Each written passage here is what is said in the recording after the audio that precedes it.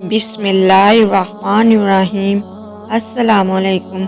अरबों खरबों दरूद व सलाम हज़रत मोहम्मद मुस्तफ़ा सल्लल्लाहु अलैहि वसल्लम, उनकी औलाद, उनकी आल पर अल्लाह ताला मग़फ़िरत फ़रमाए, आपकी, मेरी और तमाम उम्मत के मुसलमानों की, और क़यामत के दिन अपने ठंडे अर्श का साया नसीब फ़रमाए, आमीन। नाज़रीन गिरामी, इंसान अपनी ज़िंदगी में बहुत से काम महज अपनी लज़्ज़त या ख़्वाहिश को पूरा करने के लिए करता है, जिसकी वजह से या तो इसका पैसा बर्बाद होता है या सेहत बर्बाद होती है। मौत को याद रखने वाले की ख्वाहिशात बहुत कम होती हैं। इसी के बारे में नबी पाक सल्लल्लाहु अलैहि वसल्लम ने फरमाया, लज़्ज़तों को ख़त्म करने वाली मौत को कसरत से याद किया करो। इब्ने माजा बयान करते हैं कि बारगाह रिसालत में अर्ज़ की गई कि कौन सा मोमिन ज़्यादा अक्लमंद है। इरशाद फरमाया, मौत को कसरत से याद करने और मौत के बाद के लिए अच्छी तैयारी करने वाले यही लोग ज़्यादा समझदार हैं। हर शख्स की जितनी ज़िंदगी मुकर्रर है, इसमें ना ज़्यादती हो सकती है न कमी। जब ज़िंदगी का वक्त पूरा हो जाता है, इस वक्त हज़रत इज़राइल अलैहिस्सलाम कब्ज़े रूह के लिए आते हैं और इस शख्स के लिए दाएं बाएं जहां तक निगाहें काम करती है, फरिश्ते दिखाई देते हैं। नाज़रीन ग्रामी, मुसलमान के पास रहमत के फरिश्ते होते हैं और काफिर के दाएं बाएं अज़ाब के। इस वक्त हर शख्स पर इस्लाम की हक़ानियत आफ़ताब से ज़्यादा रोशन हो जाती है, मगर इस वक्त का ईमान मुतब्बर नहीं, इसलिए कि हुक्म ईमान बिल गैब है और अब गैब ना रहा, बल्कि ये चीज़ मुशाहद हो गई। मरने के बाद मुसलमान की रूह हस्ब मर्तबा मुख्तलिफ मकामों में रहती हैं। बाज़ की कब्र पर, बाज़ की चाहे ज़मज़म शरीफ में, बाज़ की आसमान और ज़मीन के दरमियान, बाज़ की पहले दूसरे सातवें आसमान पर और बाज़ की आसमानों से भी बुलंद, और बाज़ की रूहें ज़ेरे अर्श कंदीलों और बाज़ की आला अलिय्यीन में। मगर ये रूहें कहीं भी हों, अपने जिस्म से इनका ताल्लुक बदस्तूर रहता है। जो कोई कब्र पर आए, इसे देखते पहचानते, इसकी बातें सुनते हैं। हदीस में है कि एक शायर अपने कपस में बंद था और अब आज़ाद कर दिया गया। आइमा कराम फरमाते हैं, बेशक पाक जाने जब बदन के इलाके से जुदा होती हैं, आलमे अल्लाह से मिल जाती हैं और सब कुछ ऐसा देखती सुनती हैं जैसे यहाँ हाजिर हों। हदीस में फरमाया, जब मुसलमान मरता है, इसकी राह खोल दी जाती है, जहाँ चाहे जाए। मुर्दा कलाम भी करता है। इसके कलाम को जिन और इंसान के सिवा तमाम हिमानात वगैरह सुनते भी हैं। जब मुर्दा को कब्र में दफन करते हैं, इस वक्त इसको कब्र दबाती है। अगर वो मुसलमान है तो इसका दबाना ऐसा होता है कि जैसे माँ प्यार में अपने बच्चे को जोर से चिमटा लेती है, और अगर काफिर है तो इसको जोर से दबाती है कि इधर की पसलियां उधर और उधर की पसलियां इधर हो जाती हैं। जब दफन करने वाले दफन करके वहां से चले जाते हैं, वो इनके जूतों की आवाज सुनता है। इस वक्त इसके पास दो फरिश्ते अपने दांतों से जमीन चीरते हुए आते हैं और नहायत सख्ती के साथ करहत आवाज में सवाल करते हैं। पहला सवाल, तेरा रब कौन है? दूसरा सवाल वो ये करते हैं कि तेरा दीन क्या है? और तीसरा सवाल, इनके बारे में तू क्या कहता है? मुसलमान है तो पहले सवाल का जवाब देगा, मेरा रब मेरा अल्लाह है, और दूसरे का जवाब देगा, मेरा दीन इस्लाम है। तीसरे सवाल का जवाब देगा तो वो रसूलुल्लाह सल्लल्लाहु अलैहि वसल्लम है। इस वक्त आसमान से एक मुनादी निदा करेगा कि मेरे बंदे ने सच कहा, इसके लिए जन्नत का बिछोना बिछाओ और जन्नत का लिबास पहनाओ, और इसके लिए जन्नत की तरफ एक दरवाजा खोल दो। जन्नत के नसीम और खुशबू इसके पास आती रहेगी। जहाँ तक निगाह फैलेगी, वहाँ तक इसकी कब्र इशादा कर दी जाएगी और इससे कहा जाएगा कि तू सो जा। पहले इसके बाएं हाथ की तरफ जहन्नम की खिड़की खोलेंगे, जिससे जलन और गर्म हवा और सख्त बदबू आएगी, फिर बंद कर देंगे। इसके बाद दाहिनी तरफ जन्नत की खिड़की की खोलेंगे और इससे कहा जाएगा कि अगर तू इन सवालों के सही जवाब ना देता तो तेरे वास्ते वो थी और अब ये है। تاکہ وہ اپنے رب کی نعمت کی قدر جانے کہ کیسی بلائے عظیم سے بچا کر کیسی نعمت عظمہ عطا فرمائی، مگر مردہ منکر ہے تو وہ سب سوالوں کے جواب میں یہ کہے گا، افسوس مجھے تو کچھ معلوم نہیں، میں لوگوں کو کہتے سنا تھا، خود بھی کہتا تھا۔ اس وقت ایک پکارنے والا آسمان سے پکارے گا کہ یہ جھوٹا ہے، اس کے لیے آگ کا بچھونا بچھاؤ اور آگ کا لباس پہناؤ اور جہنم کی طرف ایک دروازہ کھول دو، اس کی گرمی اور لپٹ اس کو پہنچے گی اور اس پر عذاب دینے کے لیے 2 فرشتے مقرر ہوں گے جو اندھے اور بہرے ہوں گے۔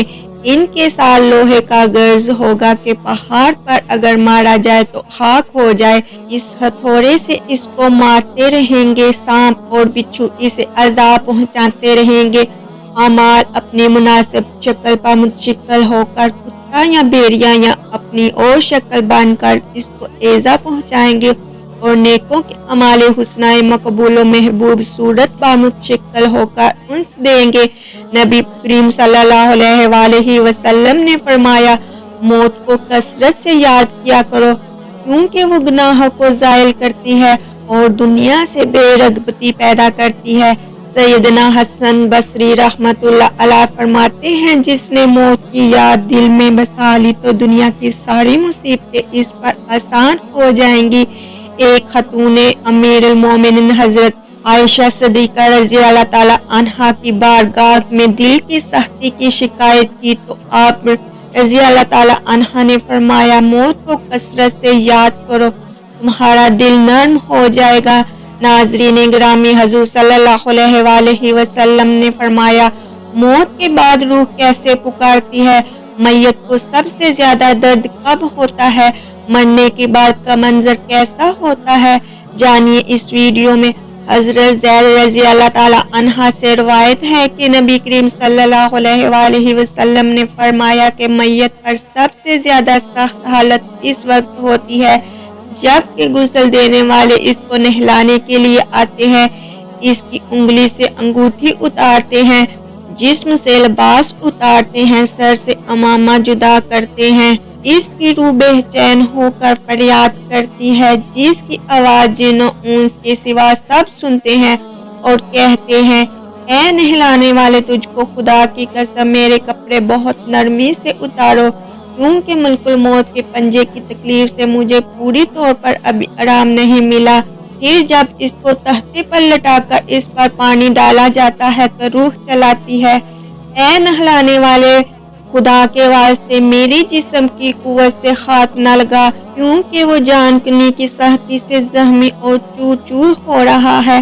پھر جب نہلا کر اس کو کفن پہناتے ہیں اور پاؤں کی طرف سے باندھ دیتے ہیں تو روح کہتی ہے، اے غسل دینے والے، خدا کے لیے ابھی سر کی طرف سے میرے کفن میں گرا نہ لگا، تاکہ میری بیوی بچے اور تمام رشتہ دار دنیا میں آخری بار میری صورت دیکھ لیں، کیونکہ آج میں ان سے بچھڑ رہا ہوں اور قیامت تک یہ میری صورت نہیں دیکھیں گے۔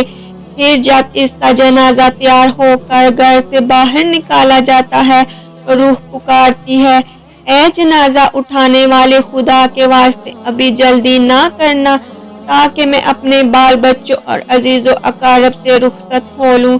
اے جنازہ اٹھانے والوں، میں اپنی اولاد کو آج یتیم اور بیوی کو بیوہ چھوڑے جاتا ہوں، خدا کے لیے میرے بعد ان کو تکلیف نہ دینا، میں اپنا گھر اور مال و اسباب دوسروں کے لیے چھوڑے جاتا ہوں، اب یہاں کبھی واپس نہ آؤں گا اور قیامت تک کسی کی صورت نہ دیکھوں گا۔ پھر جب جنازہ اٹھا کر لے چلتے ہیں تو میت کہتی ہے، اے میرے بھائیوں، میں نے آج تک جو کچھ مال و اسباب جمع کیا تھا وہ سب وارثوں کے لیے تھا، آج ان میں سے کوئی میرے گناہوں کا ذرا سا بوجھ بھی نہیں اٹھا سکتا، ہر چیز کا حساب مجھ سے لیا جائے گا اور میرے وارث کھائیں گے اور اڑائیں گے۔ پھر جب نماز جنازہ کے بعد دفن سے پہلے کچھ لوگ اپنے اپنے گھر جانے لگتے ہیں تو میت کہتی ہے، اے میرے بھائیو، خدا کے واسطے ابھی سے ایسا ظلم نہ کرو، مرنے والا تو مانوس تھا اور تم دفن سے پہلے لوٹے جاتے ہو۔ پھر جب اسے قبر میں اتارتے ہیں تو میت کہتی ہے، اے میرے وارثو، ترکہ پانے والوں، میں نے جو کچھ مال جمع کیا تھا وہ سب تمہارے لیے چھوڑا، خدا کے لیے تم مجھ کو دعائے خیر اور فاتحہ سے بلا نہ دینا۔ بزرگوں کا قول ہے کہ آخرت کی منزلوں میں سے قبر پہلی منزل ہے۔ اگر اس منزل میں نجات پائے تو اس کے بعد کی منزلیں بہت آسان ہیں، اگر یہاں عذاب میں مبتلا ہوا تو آگے چل کر اس سے زیادہ سختی ہوگی۔ حدیث شریف میں ہے کہ مردہ قبر میں ایسا ہے جیسے کوئی شخص پانی میں ڈوب رہا ہو اور مدد کے لیے فریاد کرتا ہو۔ مردہ ہر وقت اپنے ماں باپ، بہن بھائیاں، اولاد اور دوست وغیرہ اپنے پسماندگان سے دعائے خیر اور فاتحہ کا منتظر رہتا ہے۔ جب اس کو اس کے پسماندگان کی طرف سے کوئی تحفہ ثواب پہنچتا ہے تو اس کے لیے تمام دنیا اور جو کچھ دنیا میں ہے اسے محبوب و مرغوب ہوتا ہے، اور اللہ تعالیٰ اس کے رشتہ داروں کی دعائے خیر کے ثواب کو قبرستان والوں پر پہاڑوں کے برابر داخل فرماتا ہے۔ ناظرین گرامی، موت ایک دروازہ ہے جس میں سب لوگوں نے داخل ہونا ہے۔ حضرت عثمان غنی رضی اللہ تعالیٰ عنہ جب کسی قبر پر جاتے تو اتنا روتے کہ ان کی داڑھی آنسوؤں سے تر ہو جاتی۔ آپ رضی اللہ تعالیٰ عنہ سے پوچھا گیا کہ آپ جنت و جہنم کا تذکرہ کرتے ہیں تو نہیں روتے، مگر قبر کو دیکھ کر کیوں روتے ہیں؟ کہنے لگے رسول اللہ صلی اللہ علیہ وآلہ وسلم نے فرمایا، قبر آخرت کی پہلی منزل ہے، لہذا اگر مرنے والے اس سے نجات پائیں تو بعد کے مناظر اس سے کہیں زیادہ آسان ہیں، اور اگر اس کی تکلیف سے نجات نہ پائیں تو بعد کے مراحل اس سے بہت زیادہ سخت ہیں۔ اور فرمایا کہ رسول اللہ صلی اللہ علیہ وآلہ وسلم کا ارشاد ہے، میں نے کبھی کوئی منظر نہیں دیکھا مگر قبر اس سے زیادہ سخت ہے۔ ناظرین گرامی، کیا ہمارے لیے ان قبروں میں عبرت نہیں ہے؟ قبروں میں پڑے مردہ مالدار، فقیر، طاقتور اور کمزور دنیا میں لوٹنے کی خواہش رکھتے ہیں، مال جمع کرنے اور محل بنانے کے لیے نہیں، بلکہ اس لیے کہ کاش ہمیں ایک نماز پڑھنے کی مہلت مل جائے، کاش ہمیں ایک دفعہ سبحان اللہ کہنے کی فرصت دے دی جائے، لیکن اب ناممکن ہے۔ اب اعمال نامے لپیٹ دیے گئے ہیں، روح جسم سے نکال لی گئی ہے، زندگی کی مہلت ختم ہے، اب ہر میت اپنے عمل کے مرہون ہو کر قبر میں پڑی ہے۔ ایک حاجت مند حضرت عثمان غنی رضی اللہ تعالیٰ عنہ کے دروازے پر غروب آفتاب کے بعد آیا، ابھی اس نے دستک نہ دی تھی کہ حضرت عثمان غنی رضی اللہ تعالیٰ عنہ کی آواز اس کے کانوں میں پڑی۔ وہ اپنی اہلیہ سے شکایت کر رہے تھے کہ چراغ کی بتی موٹی ہے جو تیل زیادہ استعمال کرنے کے سبب بن رہی ہے۔ حاجت مند نے جو سنا تو وہ سوچتا ہی رہ گیا کہ وہ ایسے شخص سے حاجت پوری کرنے کی کیا توقع کرے جو تیل کے معمول سے زیادہ خرچ پر اپنی بیوی کو سرزنش کر رہا ہے۔ پھر اس نے ارادہ کیا کہ حاجت بیان کر کے دیکھوں، شاید میری کچھ امداد کر ہی دے۔ دستک سن کر حضرت عثمان غنی رضی اللہ تعالیٰ عنہ باہر آئے۔ حاجت مند نے اپنی حاجت بیان کی اور لہجے میں زیادہ زور دیتے ہوئے کہا کہ ضرورت کچھ زیادہ ہی ہے۔ حضرت عثمان غنی رضی اللہ تعالیٰ عنہ نے اس کا ہاتھ تھاما، بستی سے باہر لے گئے جہاں آپ کا سامان تجارت بڑی تعداد میں رکھا ہوا تھا۔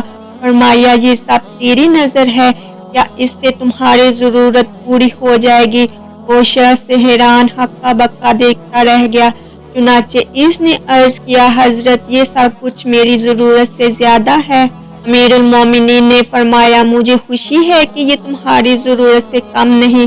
اس شخص نے کہا، اے حضرت ایک بات تو بتائیں، چراغ کی بتی قدر موٹی ہو جانے پر آپ اپنی زوجہ محترمہ کو سرزنش کر رہے تھے، حالانکہ چراغ اس قدر روشنی رکھنے میں شاید صرف 1 درہم کا تیل استعمال نہ ہوتا ہو، وہ تو آپ کو گوارا نہ ہوا، اور یہاں ہزاروں کا سامان مجھے بلا تحمل دے رہے ہیں۔